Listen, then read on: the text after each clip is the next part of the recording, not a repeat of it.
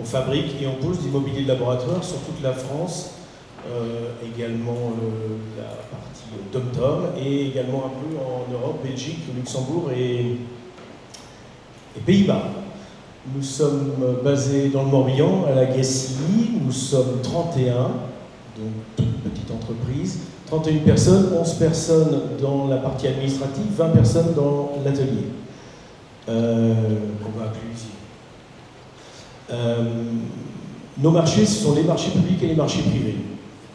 Pour vous donner une petite idée, donc du mobilier de laboratoire, des paillasses, des Sorbonnes, c'est ce qu'on a connu à l'école, dans les salles de sciences, c'est ce qu'on connaît dans les universités, dans les TP de labo, c'est ce qu'on connaît également dans les hôpitaux. On a actuellement le marché de l'hôpital de Nantes où on va faire des laboratoires. Et dans la partie privée, on a l'entreprise agroalimentaire, toute connue. Partout où vous avez de l'alimentation, il y a des laboratoires. Vous avez également ça dans l'industrie. On a des noms qui claquent un peu, l'industrie, les cosmétiques, la pharmacie. Actuellement, on fabrique des labos pour Sanofi, pour Dior et pour Thales. Voilà. Merci Émilie. Est-ce que tu peux prendre le relais, puisque vous étiez, vous êtes ensemble, puisque vous êtes toujours en cours d'accompagnement? Oui. Donc Émilie Chérel, je suis consultante en digitalisation et organisation administrative au sein d'HLP. J'ai rejoint le cabinet il y a à peu près 1 an, après une expérience chez un éditeur de logiciels et également un intégrateur, donc ce qui me permet d'avoir une vision métier, organisationnelle et technique. Et pour présenter un petit peu le sujet de la facturation électronique et notre accompagnement, chez HLP, on a une conviction qui est forte, c'est que la réforme de la facturation électronique n'est pas uniquement une mise en conformité, un projet de mise en conformité. C'est aussi un projet organisationnel. Donc chaque entreprise a ses spécificités, d'ailleurs autour de la table, que ce soit sur les flux, les process, l'activité. Les obligations de chaque entreprise aussi vont différer. Les nombreux cas d'usage AFNOR ne concerneront pas tous les mêmes entreprises et toutes les entreprises n'auront pas les mêmes cas. C'est pourquoi nous proposons un accompagnement qui va être vraiment sur mesure et puis également adapté à la réalité de l'entreprise. Donc si on regarde un petit peu cet accompagnement, il se fait en 5 étapes. Tout d'abord, la première étape, c'est important, c'est de comprendre votre situation. Donc on intervient au sein de votre entreprise, comme on l'a fait pour Possémé, où on va échanger avec les équipes, on va établir une cartographie des flux, des process et des outils. La deuxième étape, bien entendu, c'est de réaliser un diagnostic RFE propre à votre entreprise. Quelles sont vos obligations, quels sont les cas d'usage qui vous concernent et les impacts directs sur votre entreprise. La troisième étape, ça va être la construction de votre future organisation. Donc bien entendu, on va s'appuyer sur les 2 premières étapes, la cartographie des flux et le diagnostic RFE, et aussi s'appuyer sur vos enjeux opérationnels pour construire cette nouvelle organisation. Et puis, on va faire le lien avec les éditeurs ou les intégrateurs des solutions qui sont déjà présentes chez vous ou les solutions qui sont envisagées pour voir les possibilités qu'ils proposent au regard de vos besoins. L'objectif, c'est de construire l'organisation digitale qui va correspondre à votre entreprise et bien entendu qui sera conforme à cette réforme. La quatrième étape, c'est la validation d'une feuille de route. Donc c'est un moment crucial dans un accompagnement puisqu'on va échanger et faire les arbitrages sur cette organisation. On va également définir les priorités d'action. Et la dernière phase, c'est le déploiement de cette transformation. Et donc ici, on va mettre en œuvre de façon opérationnelle cette nouvelle organisation, coordonner les différents acteurs, également accompagner les nouveaux process et accompagner le changement au sein de l'entreprise au travers notamment de formation des équipes. Notre rôle, c'est vraiment de vous accompagner sur l'identification de vos obligations, les impacts sur votre entreprise et la construction collectivement d'une organisation digitale conforme. Et donc c'est ce qu'on a débuté chez Possémé. Merci pour la présentation de ce binôme. Est-ce que vous pouvez prendre le relais côté Exeis et IMA? Bonjour à tous, François Luthiot, Groupe IMA. Groupe IMA, c'est un acteur majeur de l'assistance en France et on travaille principalement avec des assureurs et d'autres clients comme des constructeurs par exemple. Le cœur de métier, c'est de porter assistance, à nos partenaires et à nos assurés 24 heures sur 24, 7 jours sur 7. Voilà, donc c'est un groupe qui représente plus d'une vingtaine de sociétés, de filiales. Le siège est à Niort. Voilà, moi je travaille à Niort. Je suis responsable de comptabilité transactionnelle, donc sur la partie comptabilité fournisseur, comptabilité client. On a aussi des filiales nantaises qui ne sont pas représentées ce soir, mais avec qui on travaille en forte collaboration. Le groupe IMA, on a commencé à travailler sur la facturation électronique, on en a parlé déjà dès 2022, parce qu'effectivement, on a quand même, un certain nombre de flux. On a, une entreprise qui représente 4,5 millions au niveau du groupe de factures en réception, puisque, par exemple, on a des partenaires comme les remorqueurs, les dépanneurs, etc. Donc voilà, dans toutes nos filiales. Alors évidemment, à Niort, ça représente à peu près, sur la dizaine de sociétés dont on a la charge, environ 3,5 millions factures. Sur ma partie, côté frais généraux, c'est beaucoup moins de factures, puisque c'est une 20 000 factures à peu près à l'année. Et en termes d'émission de factures, on est à 1,5 million de factures qui sont portées majoritairement par notre filiale nantaise d'ailleurs, qui est MaProtect, qui adresse, des factures auprès des assurés, donc c'est du B2C. Donc à peu près 1,2 million, donc beaucoup moins à Niort après en termes d'émission de factures, puisque c'est du B2B principalement. À partir de là, donc effectivement, c'est un enjeu majeur pour nous puisque la partie volume des factures est très importante. Et effectivement, on a commencé à s'en préoccuper depuis longtemps.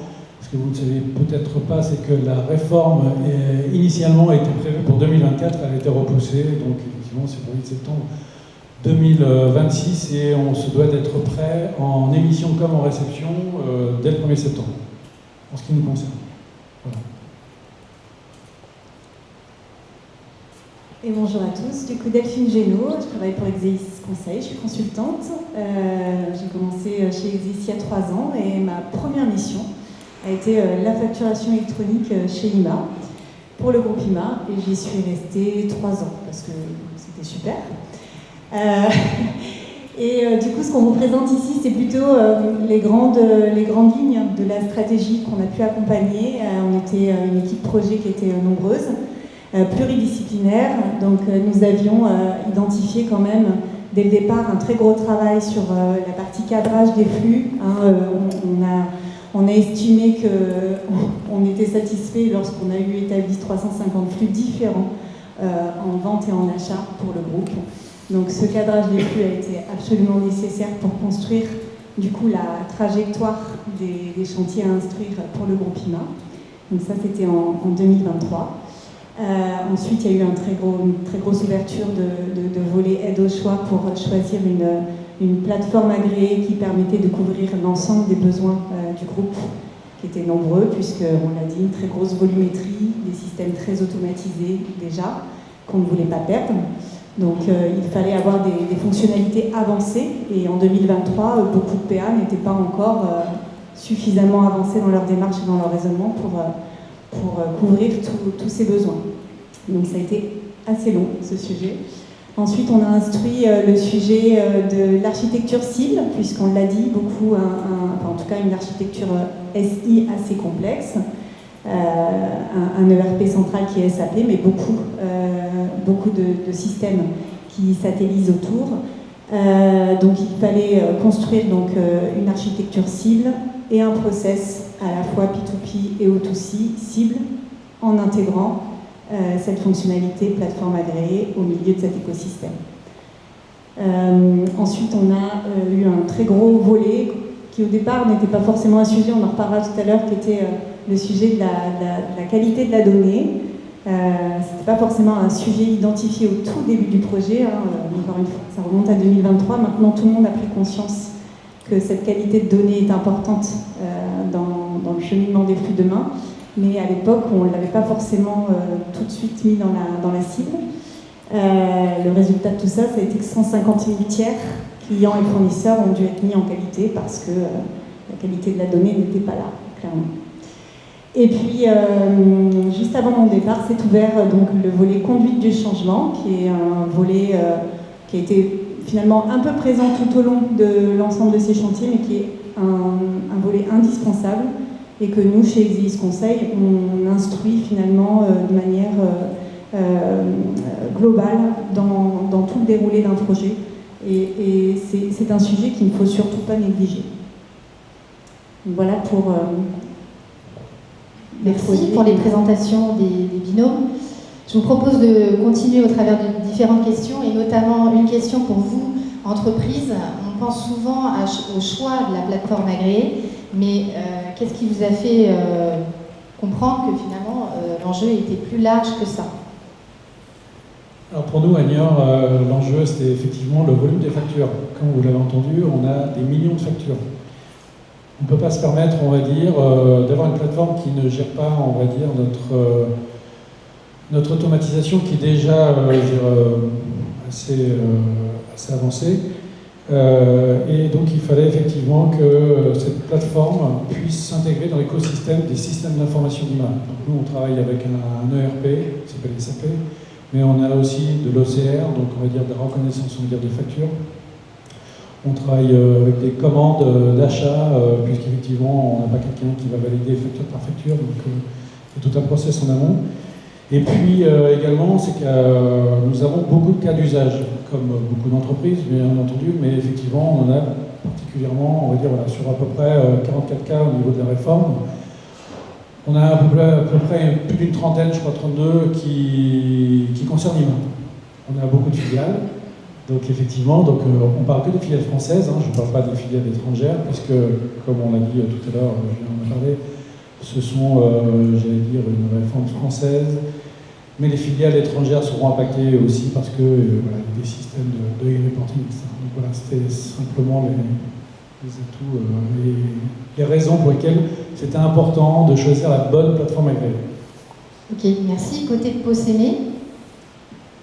Alors nous, on n'en est pas là. Nous, on en est à choisir et à aider et à discuter avec Émilie pour définir la bonne.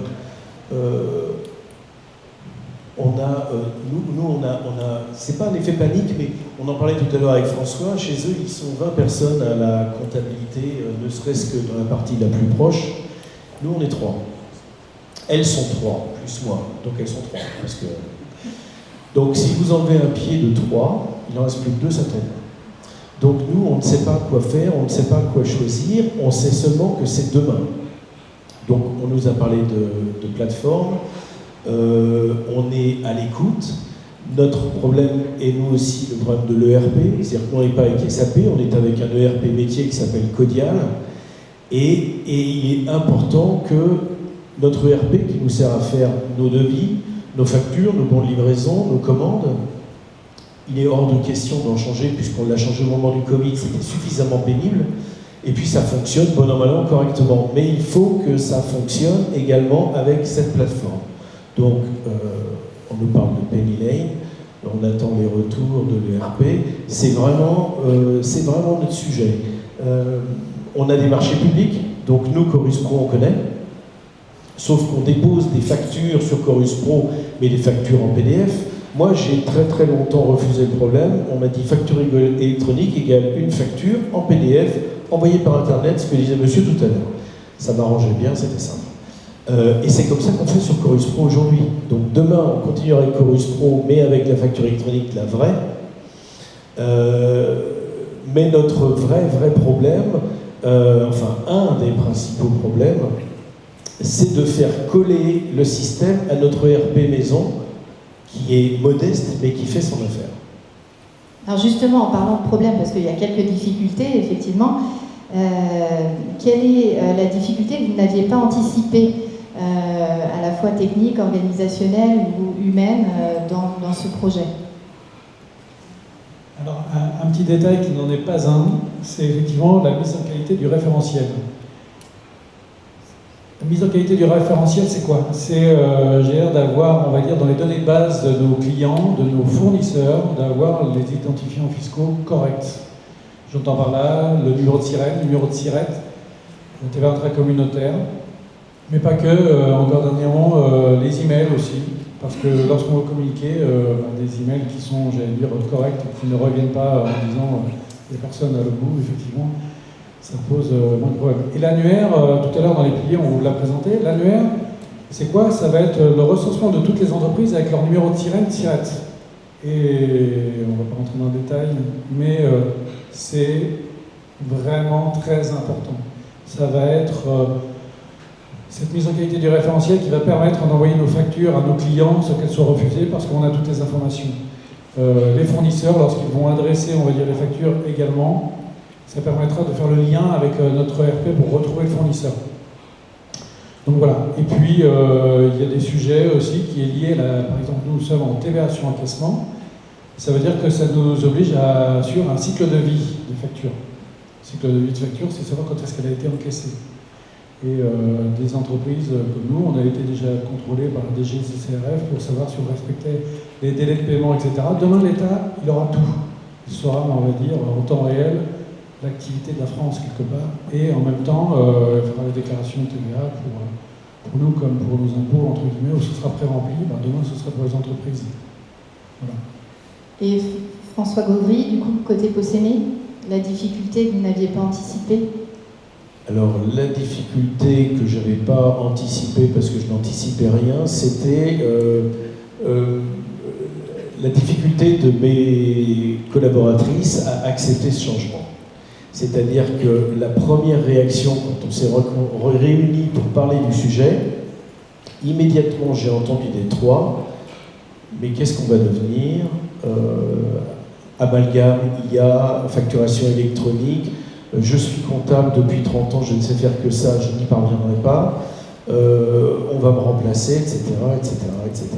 Donc ça, je ne l'avais pas anticipé à ce point. Donc, j'ai fait la première réunion en leur expliquant que leur rôle allait sûrement changer, mais que personne ne prendrait la porte. Ça peut paraître idiot, mais c'était indispensable si je voulais que, par la suite, elles écoutent Émilie et Jennifer. Autrement, c'était pas la peine. Et j'entends parler de la qualité des informations électroniques, d'adresses, etc. Nous, on a une particularité qui n'en est pas une, enfin, en tout cas, on a beaucoup de clients one-shot. Donc, on a une liste énorme. Et ces clients-là, on va les enregistrer une fois, et puis salut. Et donc, là encore, elles sont trois.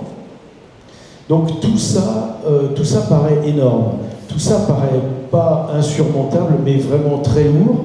On est une petite boîte, le cœur du réacteur, c'est le business. La partie administrative, c'est périphérique, en tout cas pour moi.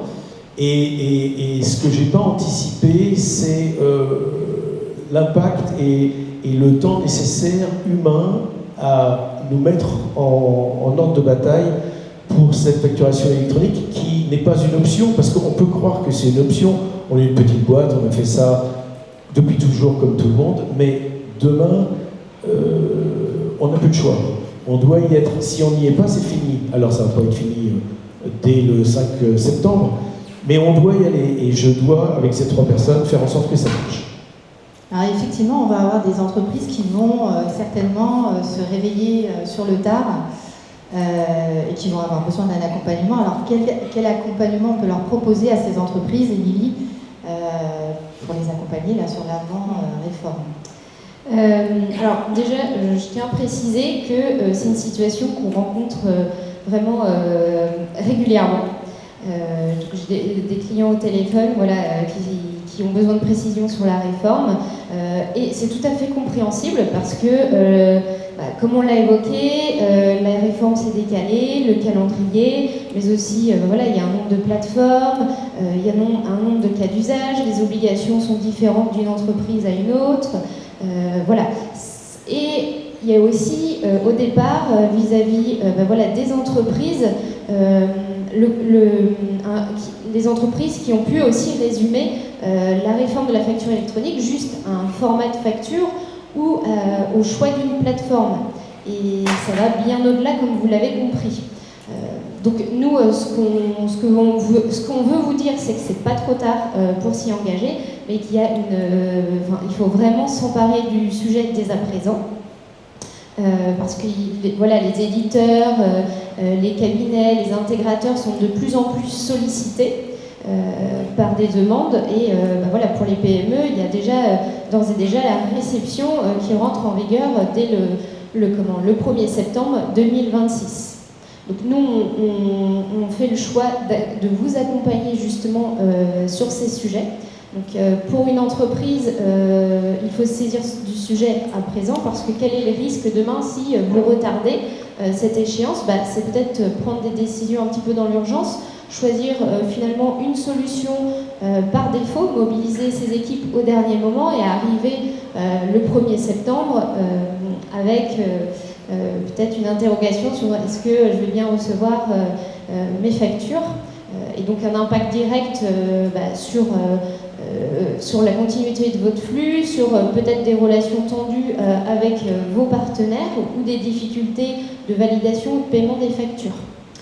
Donc, de notre côté, la première étape qu'on imagine, c'est déjà un premier rendez-vous ensemble pour que vous puissiez bien identifier vos obligations et voir quel accompagnement sera nécessaire. Est-ce que finalement c'est juste un diagnostic avec vos grandes obligations et un plan d'action de conformité que vous saisissez du sujet et vous le mettez en œuvre, ou est-ce que ça va beaucoup plus loin?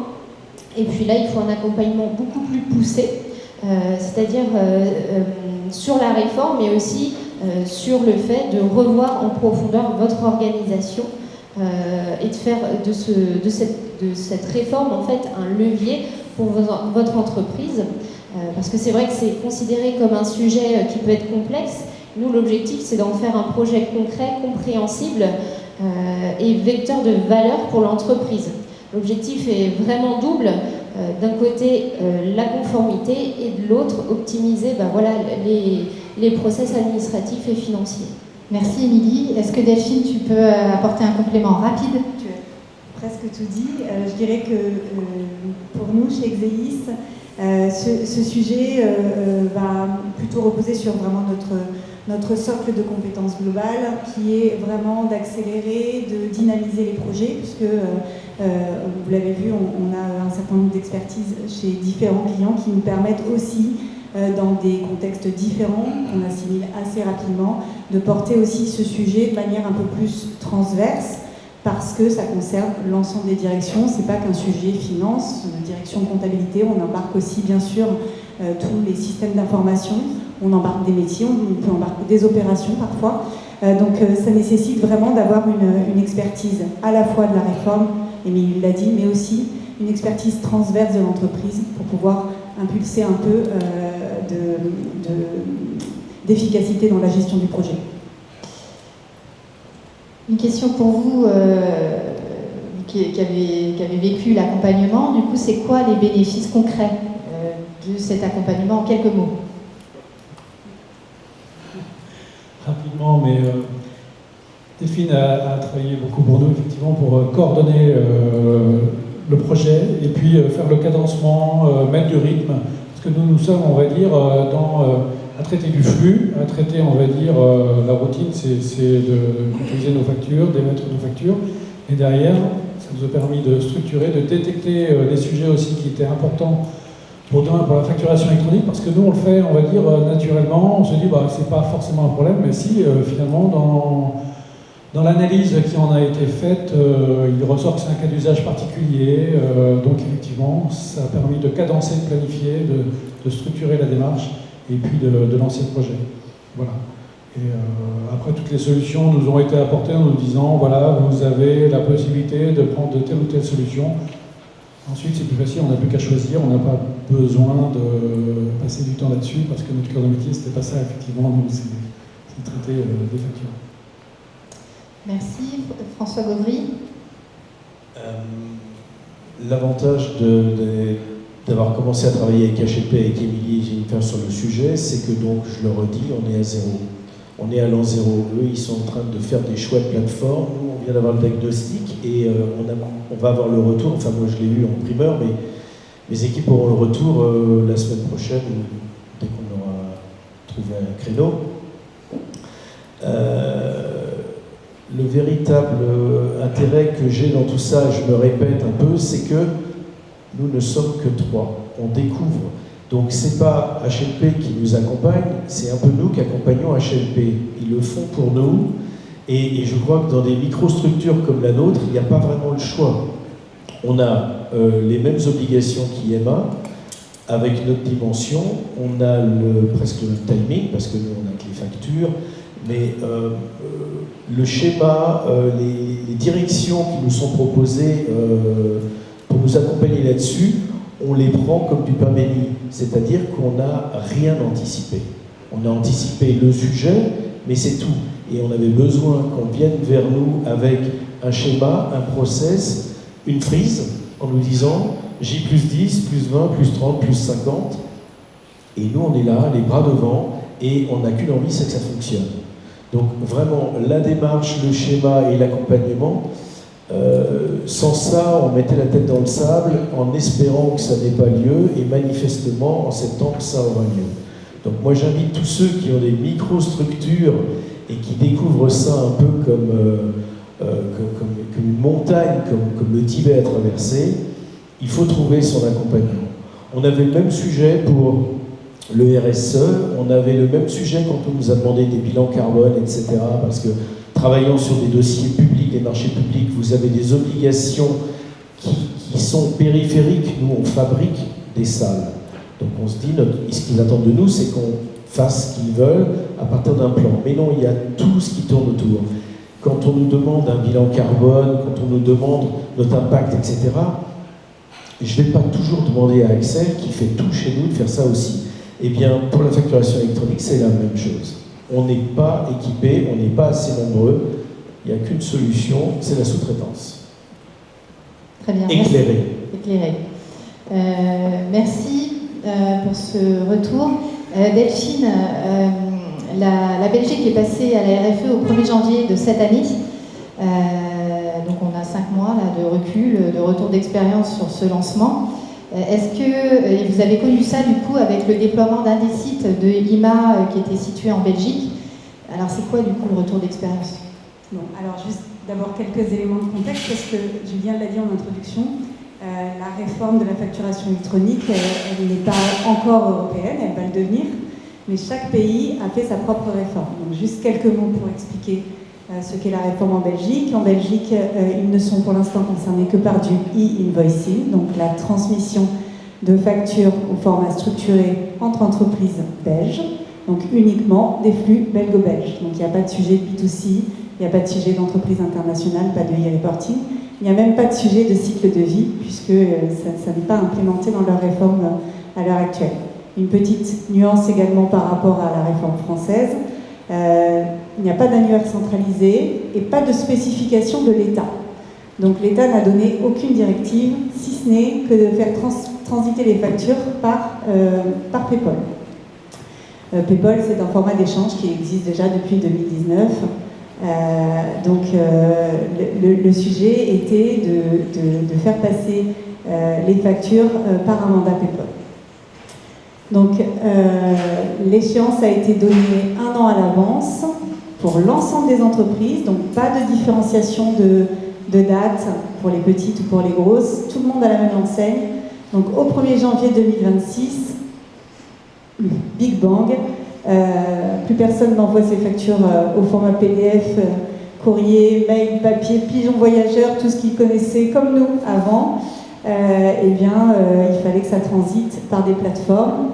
agréés. Donc, le premier constat, c'était que, plutôt pour le coup négatif, c'était les difficultés rencontrées lors de la mise en œuvre opérationnelle, donc plusieurs difficultés. Déjà un énorme retard au démarrage, puisque beaucoup d'entreprises n'avaient pas pris conscience de l'importance de choisir un outil pour permettre d'envoyer les factures de manière structurée. Donc à 2 semaines de l'échéance, il n'y avait que 57% des entreprises qui avaient souscrit à un mandat PayPal, donc le 15 décembre 2025. Ensuite, il y a eu de nombreux problèmes techniques avec justement le réseau PayPal, non-réception de factures, des factures émises OK d'un côté et rejetées de l'autre. Donc qu'est-ce qu'on fait dans ces cas-là? On continue à faire transiter des flux en parallèle, donc double traitement de factures, etc. Une grosse difficulté pour les petites entreprises en Belgique pour savoir finalement quel acteur, quelle solution choisir, parce qu'ils étaient très peu orientés par l'administration fiscale, ou même par le BOSA, qui est une autorité PayPal. Donc ils ne savaient pas quelle solution choisir, donc ça a été compliqué aussi pour eux d'interfacer avec leur logiciel de facturation. Bien sûr, la répercussion de tout ça, ça a été des surcharges très importantes au niveau des cabinets d'expertise comptable qui ont été surchargés d'appels. Mais pas que, les grandes entreprises comme Yuma, qui est gros pourvoyeur de factures, a été aussi surchargé d'appels par l'ensemble de ses prestataires belges. Et puis un point qui nous a été très impactant dans la filiale belge chez Yuma, ça a été la perte d'informations opérationnelles, puisque l'ensemble des données qui n'étaient pas préconisées comme étant obligatoires dans les flux PayPal, et bien du coup n'étaient pas du tout alimentées. Donc une facture qui reprenait un certain nombre de données opérationnelles au préalable en format PDF, et bien en format structuré, vous avez perdu, ou alors on devait ouvrir une pièce jointe ou une annexe pour avoir le complément d'information. Et donc ça peut-être c'est un sujet que nous n'aurons peut-être pas en France, puisque ce sont des sujets qui sont en cours d'instruction justement par le biais des commissions AFNOR qui essayent de catégoriser l'ensemble des activités qui sont portées par des entreprises et qui essayent de donner des grandes lignes et des grandes trajectoires pour savoir dans quel bloc de facturation, dans quelle balise technique on va venir imputer telle ou telle donnée.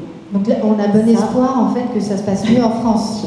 C'est ça la conclusion. Croisons les doigts. On semble plus préparé. Alors oui, on a bon espoir que, en tout cas, ce soit plus structuré en France puisque les textes sont plus précis. Mais comme ils sont plus précis, ils sont plus compliqués à interpréter et à mettre en œuvre. Donc il peut y avoir aussi des disparités de compréhension dans ces normes qui ont été communiquées. Alors quelques retours positifs quand même, puisque après ce go live un peu chaotique, 3 mois après déjà, beaucoup avaient essuyé les plâtres et donc ça a permis une montée progressive et une adoption un peu plus massive donc, de la facturation en Belgique.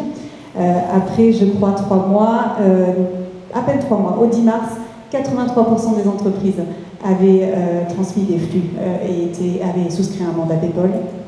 Et plus de 2,7 millions factures qui étaient échangées au travers des flux seulement en octobre. On est passé à 25 millions à fin janvier. Donc il y a eu quand même une très grosse montée en charge.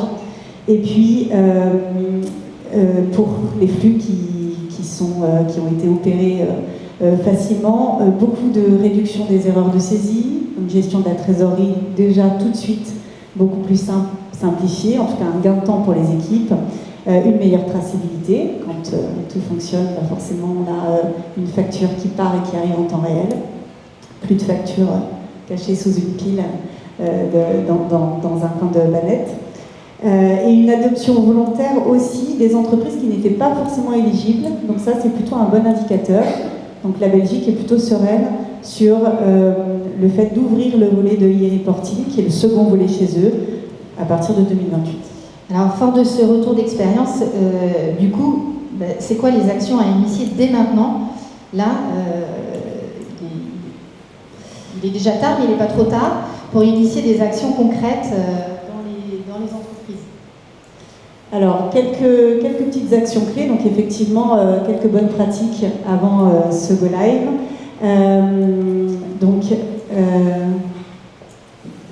La première, c'est bien sûr, on en a parlé, définir la stratégie de routage de vos factures. C'est-à-dire que lorsque vous allez prendre une PA, lui donner mandat pour qu'elle vous inscrive dans l'annuaire centralisé, Il va falloir aussi donner une adresse de routage qui corresponde à ce que vous souhaitez, de la manière dont vous souhaitez recevoir vos factures. Si vous avez plusieurs entités, peut-être ça vaut le coup d'instruire le sujet, de se dire est-ce que je ne mettrai pas 2 adresses de routage distinctes, ou 3 ou 4, et cette structuration du routage, la réglementation prévoit qu'elle soit faite à différents niveaux de mailles possibles. Donc vous avez les textes qui expliquent ça très bien. Vous pouvez soit dire moi j'envoie tout sur la donnée sirène de mon entreprise, j'ai qu'un seul sirène, toutes les factures arrivent là, pas de sujet. Je peux aussi dire j'ai plusieurs établissements, donc moi je vais être à la maille plutôt sirène-sirette, et donc j'aurai des factures qui arriveront sur telle sirette et d'autres factures qui arriveront pour telle autre sirette. Vous avez différents types de mailles, vous avez un adressage possible à la maille sirène suffixe pour différents types d'activités. Voilà, il y a une déclinaison possible, en tout cas ça nécessite de regarder le texte et de l'instruire pour sa propre entreprise, s'il y a plusieurs établissements ou plusieurs activités, comme c'est le cas par exemple chez IMA, François l'expliquait, il y a les frais généraux, puis il y a aussi les frais de sinistre. C'est 2 services complètement distincts qui traitent ces factures. On ne voulait pas que les factures des frais généraux arrivent dans le service A, donc on a réfléchi à un routage de factures qui soit optimal. Donc ça se réfléchit. Ensuite, bien sûr, il faut échanger avec ses partenaires, pas que échanger, collecter les données. On l'a dit, on ne le redit pas, hein, il faut avoir un référentiel en qualité. Les données sirène, TVA intracommunautaire, c'est le minimum. Mais effectivement, si les entreprises font la même démarche que vous, définir un routage qui soit différencié en fonction de leur type d'activité ou leur nombre de sirettes, eh bien, il est important de savoir auprès de quelle adresse vous devez transmettre votre facture. Donc, si votre entreprise A a 2 adresses de routage, il faut savoir si c'est l'adresse A' ou A''. Donc, il faut aller demander à votre client quel est son routage. Et s'il a des spécificités aussi, hein, s'il veut que vous continuiez, si vous lui adressiez par exemple des annexes à l'ensemble des factures, si vous mettiez un détail sous forme de tableau Excel, ou si vous aviez des habitudes diverses et variées, est-ce qu'il a des exigences ou des choses qu'il souhaite voir être intégrées dans le flux structuré. Je pense notamment par exemple au numéro de commande, qui est une donnée qui est exigible par le client. Donc s'il veut impérativement avoir dans son flux structuré le numéro de commande, il faut qu'il vous le dise pour que vous puissiez le traiter, l'intégrer dans la bonne balise technique avec la donnée en qualité. Ensuite, bien sûr, il faut s'inscrire dans l'annuaire. Ce n'est pas une charge qui vous revient, c'est la charge revient donc soit à votre expert comptable, soit à votre PA, soit aux deux. Globalement, il y a un mandat de facturation à faire signer à la plateforme agréée qui va vous accompagner, et c'est elle qui inscrit votre entreprise dans l'annuaire selon les données de routage que vous avez définies chez vous. Donc dès que vous êtes prêt, que vous avez choisi votre PA, vous pouvez vous inscrire dans l'annuaire, et puis ensuite il faudra bien sûr penser à rendre la ligne d'adressage active. Et en dernier plan, on ne saura que trop le dire, dès que vous êtes partiellement opérationnel, il faut tester des flux en production dès que possible. Alors tester, pas n'importe comment et pas dans tous les sens. L'idée c'est pas de plus rendre très claire la comptabilité. C'est peut-être d'identifier un certain nombre de partenaires avec lesquels vous avez l'habitude de travailler, un certain nombre de typologies de flux ou de typologies d'activités qui pourront être testés sur un périmètre restreint qui vous permettra de faire des allers-retours et de pouvoir faire évoluer ces tests en fonction des résultats. Donc ça, c'est les 4 actions à lancer et à engager dès maintenant. Émilie, côté organisation, qu'est-ce qu'il faut anticiper, puisqu'il y a un chantier aussi côté organisationnel? Oui, effectivement, donc au-delà des aspects techniques et bonnes pratiques évoqués par Delphine, la première étape que nous avons identifiée, action concrète, c'est de former vos équipes. En effet, la réforme en fait évoluer les process et les habitudes de l'entreprise. Et là, je parle de former ses équipes même au-delà des outils, parce que demain, il y a des nouvelles notions qui vont apparaître pour les personnes en entreprise, notamment par exemple la gestion du statut de la facture, du cycle de vie d'une facture comme on l'a évoqué précédemment, le traitement des anomalies ou des nouveaux circuits de validation. Donc c'est important d'anticiper cette formation pour que les équipes soient déjà opérationnelles dès la mise en œuvre de la réforme. Alors la deuxième action qu'on a identifiée, ça va être de renforcer les équipes comptables parce qu'il va y avoir une montée en charge de travail pendant le pic, pendant la mise en œuvre de cette réforme, donc entre septembre 2026 et septembre 2027. Donc il s'agit pour les entreprises de réfléchir comment vous allez accompagner les équipes dans cette montée en charge. Est-ce que vous avez les ressources nécessaires pour y faire face?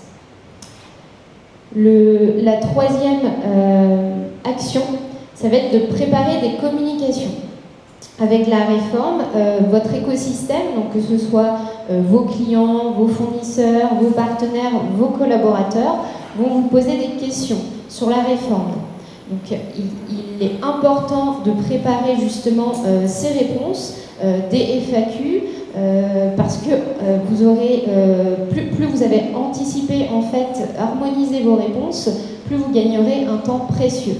Je pense par exemple aux fournisseurs ou aux clients qui vous parleront de votre adresse de facturation ou encore aux collaborateurs vis-à-vis des notes de frais. Demain, il est important de préciser à vos collaborateurs quelles sont les bonnes pratiques ou les nouvelles règles qui seront nécessaires. Un collaborateur qui est en déplacement et qui déjeune dans un restaurant, demain, si sa note de frais dépasse les 150 €, devra demander une facture électronique au restaurateur. Donc il s'agit pour le collaborateur d'identifier quelle est l'adresse de facturation de l'entreprise pour pouvoir la communiquer au restaurateur et que la facture s'achemine bien vers l'entreprise. Donc plus c'est préparé en amont, plus ce sera harmonisé et facile. Et la dernière action que nous avons identifiée, c'est vraiment de dédier une personne ou une équipe au sein de votre entreprise sur ces sujets pour centraliser les réponses, coordonner les différents acteurs et les actions. Plus vous allez anticiper, plus le déploiement sera facilité. Alors, on vous propose une petite session de questions-réponses. Si vous avez des questions à destination de François Luthiot ou François Gaubry, puisqu'on a deux François ce soir, vous pouvez les poser. On aura une autre session de questions-réponses à la fin de la conférence.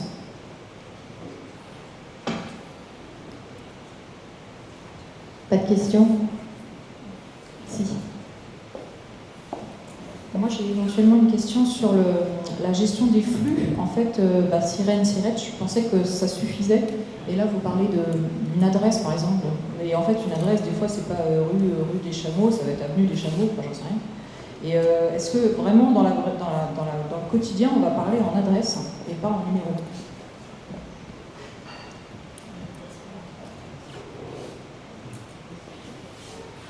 Quand on parle des adresses dans l'annuaire, en fait, toutes les entreprises qui sont, soumises à la TVA sont déjà identifiées, mais elles sont non actives. L'adresse, en fait, c'est l'identifiant d'adressage, c'est ce qu'on appelle ça comme ça, voilà, et c'est le numéro de sirène qui va être dans l'annuaire.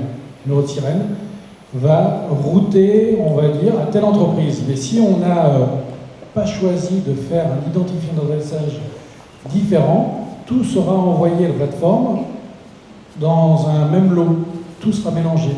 Quand on a beaucoup de factures, si on veut distinguer un service par rapport à un autre, on va demander à nos fournisseurs d'adresser la facture en mettant un numéro de sirène. Par exemple, pour nous, je prends mon exemple que je connais, c'est sirène_FGX pour frais généraux. Ça ira dans une boîte aux lettres, entre guillemets, pour que ça arrive, on va dire, toutes ces factures arrivent dans cette boîte aux lettres. Et pour les sinistres, ce sera dans une autre boîte aux lettres, où il y aura des milliers de factures.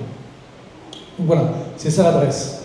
Et on a demandé à nos clients aussi leur identifiant d'adressage pour mettre en qualité dans notre base client également, pour mettre, on va dire, cette adresse-là, pour adresser les flux dématérialisés à nos clients dans la bonne manette, dans la bonne boîte aux lettres, pour faut que ça arrive chez eux correctement. Mais chez nous, c'est pareil aussi en réception. Merci. Je crois qu'il y avait une autre question. Question rapide là sur la précision sur la note de frais au restaurateur, c'est septembre 2027, on est d'accord? Sauf restaurateur tenu par la réforme dès septembre 26. Plutôt 27. Est-ce qu'il y avait d'autres questions? Oui.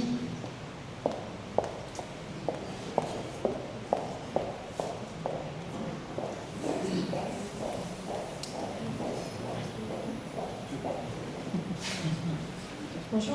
Est-ce qu'il est possible d'avoir 2 PA pour le même type en émission, avec 2 adresses de montage, une pour une DVPA et l'autre pour une DPA? Est-ce que vous avez pu le tester? Est-ce que c'est bien prêt? Est-ce que les PA sont prêts pour ça? Parce que nous, on a été bloqués avec ce sujet-là. Alors nous, on n'a pas testé parce qu'on est des petits débutants, mais ça va être le sujet chez nous, donc ça m'intéresse la réponse. J'ai pas tout entendu, mais deux PA. Alors nous, on a plusieurs sociétés. Pour moi, enfin, je suis pas expert non plus sur la matière, mais il faut une plateforme agréée par l'État, pour une société. On peut avoir une plateforme agréée en émission, une autre plateforme agréée en réception, non. Mais on ne peut pas, si la question c'est ça, pour une société, avoir 2 plateformes pour les émissions de factures ou 2 plateformes pour la réception des factures, que je sache. Mais nous, dans le groupe IMAR, on a des systèmes d'information différents. On a principalement une plateforme agréée pour une grande majorité de nos sociétés et nous aurons aussi notre plateforme agréée pour la société IMA Voyage, par exemple. Voilà. Merci. On aura une autre session de questions-réponses à la fin de la